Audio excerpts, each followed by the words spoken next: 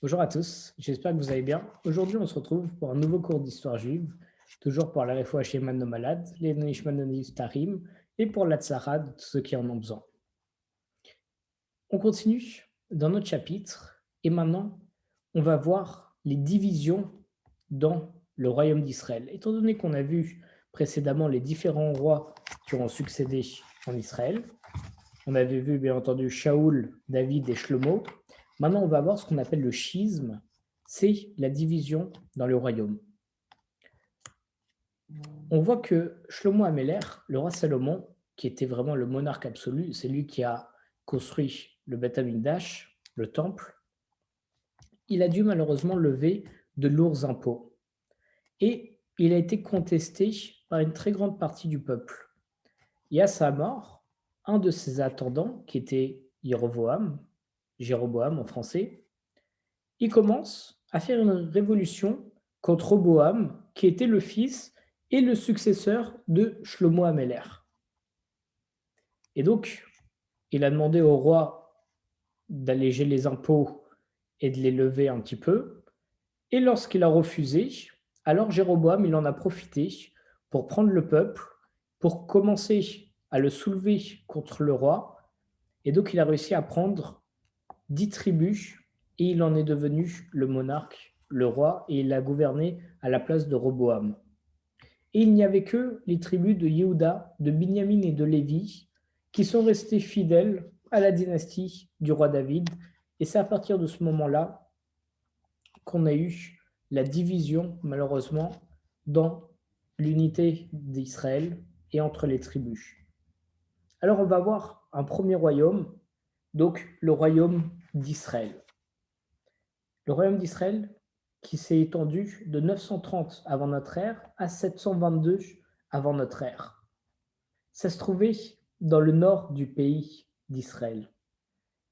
Et sa capitale, c'était Sichem, et c'est devenu par la suite la Samarie. C'était éloigné de Jérusalem, et à cause de ça, parce qu'on sait que Jérusalem c'était la capitale initiale et c'était même la capitale sainte où se trouvait le temple, etc. Et à cause de ça, le pays il commence à retomber dans l'idolâtrie malgré les avertissements des prêtres, des prophètes de l'époque qui étaient Élie, Élisée et Amos. Le royaume, il a connu une courte période de prospérité au milieu du 8e siècle, mais bien entendu avant notre ère, mais les rois qui se sont succédés à la tête du royaume, ils ont dû lutter contre ce qu'on appelle le royaume frère, donc bien entendu le royaume de Yehuda, qui était le véritable royaume qui descendait de la dynastie de David, et contre des envahisseurs qui venaient du sud et du nord. Donc on imagine le royaume d'Israël qui est là, qui commence à tomber dans l'idolâtrie malgré les prescriptions des prophètes, et ils doivent lutter à la fois contre les juifs du royaume de Yehuda et aussi contre les envahisseurs qui viennent du sud et du nord. Et malheureusement, au XVIIIe siècle, il y a l'Assyrie qui commence à envahir Eretz Israël et, gouverné par le roi Sargon II, il détruit et déporte la population. Et c'est là que les 10 tribus, malheureusement, disparaissent de l'histoire du peuple juif. Et c'est là qu'on a vu la fin du royaume d'Israël. Mais, donc en parallèle, comme on a dit, étant donné qu'il y a eu une division, il y avait donc le royaume de Yehuda. On appelait aussi ce royaume le royaume du Sud. Et il avait donc pour capitale Jérusalem. Et dans Jérusalem, qu'est-ce qu'il y avait? Il y avait le Beth Amikdash, qui était le temple, qui aidait justement tous les juifs à rester proches de la Torah. Et ça, c'était quelque chose qui manquait fondamentalement au royaume d'Israël, qui avait donc pour nouvelle capitale la Samarie. Et c'est pour ça qu'ils ont tombé, malheureusement, dans l'idolâtrie. Donc même s'il y a quelques rois du royaume de Yehuda, qui même s'ils étaient des descendants directs du roi David, ils ont laissé un petit peu la corruption s'installer, le luxe et l'idolâtrie, ainsi que le luxe et l'idolâtrie. Et il n'y avait que les rois Josaphat, Ézéchias et Josias, comme on dit en français, qui étaient aidés par les prophètes Ishayahu, Michée et Yoël, qui ont pu lutter contre l'idolâtrie et la débauche pour que le royaume de Yehuda puisse connaître, sous leur règne, des périodes de prospérité et de haut niveau culturel. On voit quand même quelque chose de fondamental avec cette petite histoire, c'est que on a le royaume d'Israël séparé en deux. Et on voit que d'un côté, on a une capitale religieuse et de l'autre, non. Dans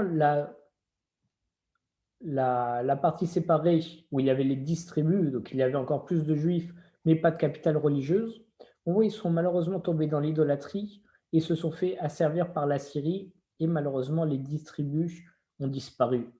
Par contre, on voit que dans la capitale qui était lorsque la capitale était Yerushalayim dans le royaume de Yehuda, alors là, les Juifs, ils arrivent à rester à la religion. Et lorsqu'ils sont restés à la religion, c'est là où ils étaient à leur apogée, c'est là où ils avaient le plus haut niveau culturel et le plus de force. Alors qu'ils étaient moins nombreux, il n'y avait plus que 3 tribus sur les 12 tribus. Mais le royaume de Yehuda, tout comme celui d'Israël, il est presque constamment en lutte avec ses voisins et malheureusement, il a succombé face au plus redoutable d'entre eux qu'on va voir immédiatement. On va voir maintenant, dans ce nouveau chapitre, la situation du royaume de Yehuda à la fin du 7e siècle avant notre ère. Et ça commence avec la chute du royaume d'Assyrie. L'Assyrie qui avait envahi justement le royaume d'Israël. Le royaume d'Assyrie, il est du 9e siècle au 7e siècle avant, la plus grande puissance dominante du Moyen-Orient. Sa capitale, c'était Ninive, elle était située sur le Tigre, qui est un des fleuves en Égypte, et qui est absolument splendide. Et au milieu du 7e siècle, ils ont même réussi à conquérir l'Égypte. Et les peuples vaincus, ils sont déportés et les villes, elles sont pillées et détruites. Et en 722 avant notre ère, le royaume d'Israël, il est détruit par l'Assyrie, comme on l'a vu, et sa population qui était formée des 10 tribus, malheureusement, a péri, en étant déporté dans les régions orientales de la Mésopotamie. Le roi d'Assyrie, il a alors transplanté l'ancien royaume du nord, des Babyloniens, des Cutéens, des Araméens, et on appelle maintenant cette nouvelle population les Samaritains. Et donc, ils ont adopté une partie de la loi écrite d'Israël, tout en gardant leur propre divinité, ce qui fait qu'ils restaient avec plusieurs dieux, donc polythéistes. Et vers le milieu du 7e siècle avant notre ère, la Syrie, elle va connaître une période de décadence et son déclin va être très rapide.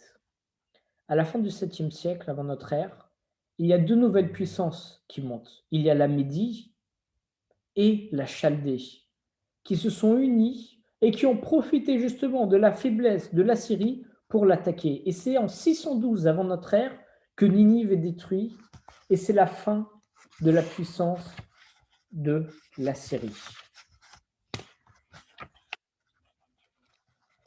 Par rapport au royaume de Yehuda, simultanément, au même moment, d'un point de vue du royaume donc de Yehuda, juste après la chute de la Syrie, les vainqueurs, donc, ils se sont partagés leur nouvel empire. Donc la Médie, elle s'empare des territoires situés au nord de l'Euphrate, et la Chaldée, quant à elle, elle prend tous les territoires situés au sud du fleuve, au sud de l'Euphrate, malgré le fait que par la suite, l'Égypte, elle revendique la Syrie et la Samarie. Donc placé entre ces 3 puissances, on retrouve le royaume de Yehuda, qui est tout petit. Josias, qui est connu pour ses qualités religieuses et politiques, c'était le dernier grand roi de Juda. Il s'oppose au passage des troupes égyptiennes vers le nord. Donc à Megiddo, au cours d'un affrontement qui a mis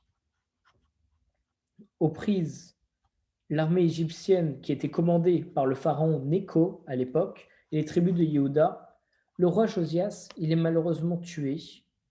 Et c'est là que le royaume de Yehuda, il a commencé malheureusement à connaître sa décadence et son déclin. À sa mort, on nomme son fils Joachaz, en français, mais après 3 mois de règne, Nécho le déporte en Égypte et il impose un tribut au royaume de Yehuda. Qui ça? Il lui impose Joachim, qui était âgé de 25 ans à l'époque, et c'est lui maintenant qui gouverne le royaume de Yehuda, de Juda. C'est devenu il a fait du royaume de Yehuda un vassal de l'Égypte, ça veut dire un royaume qui va servir en réalité l'Égypte. Le culte des idoles du roi Josias, il avait, le culte des idoles que le roi Josias il avait réussi à éliminer justement, il commence à réapparaître et les habitants de Yehuda, ils rêvent que d'une chose, c'est d'avoir une indépendance politique. Parce qu'en étant vassal maintenant de l'Égypte, ils sont totalement dépendants, ils ne peuvent plus être véritablement le peuple d'Israël et l'idolâtrie commence malheureusement à se remettre un petit peu en place. Le petit pays de Yehuda, qui est situé au carrefour des civilisations du Moyen et Proche-Orient, c'est une voie de passage convoitée, mais Juda, il refuse absolument toute vassalité. Il refuse parfaitement qu'on soit dépendant de quelque autre royaume. Et voilà les amis, on verra la chute du royaume de Yehuda au prochain épisode, Bezrat Hashem.